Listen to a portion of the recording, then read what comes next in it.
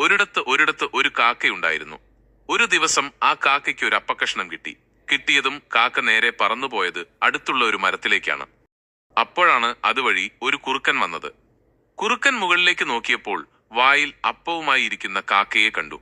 ആ അപ്പം എങ്ങനെയും തട്ടിയെടുക്കണം എന്ന് കുറുക്കന് തോന്നി. കുറുക്കൻ കാക്കയോട് സംസാരിക്കുന്നു. കുറുക്കൻ, കാക്കേ കാക്കേ, നീ എന്തൊരു സുന്ദരിയാണ്. നിന്റെ ശബ്ദവും അതുപോലെ മനോഹരമാണ്. ഒരു പാട്ട് പാടിയാലോ? കാക്ക സന്തോഷത്തോടെ പാടാൻ തുടങ്ങുന്നു. അപ്പം താഴെ വീഴുന്നു. പാവം കാക്ക. കുറുക്കൻ പുകഴ്ത്തിയപ്പോൾ അതങ്ങ് വിശ്വസിച്ചു. സന്തോഷം കൊണ്ട് കാക്ക പാടാൻ തുടങ്ങിയതും വായിലിരുന്ന അപ്പം താഴെ വീണു. കുറുക്കൻ അപ്പമെടുത്ത് ഓടിപ്പോകുന്നു. മിടുക്കനായ കുറുക്കൻ വേഗം താഴെ വീണ അപ്പം കയ്യിലാക്കി ഓട്ടി രക്ഷപ്പെട്ടു. കാക്കയാണെങ്കിൽ സങ്കടപ്പെട്ട് അവിടെ തന്നെ ഇരുന്നു. കൂട്ടുകാരെ, ഈ കഥയിലെ കാക്കയെപ്പോലെ നമ്മൾ ആരും പറ്റിക്കപ്പെടരുത്. ആരെങ്കിലും വെറുതെ പുകഴ്ത്തിയാൽ അതിൽ വീണുപോകാതെ ശ്രദ്ധിക്കണം.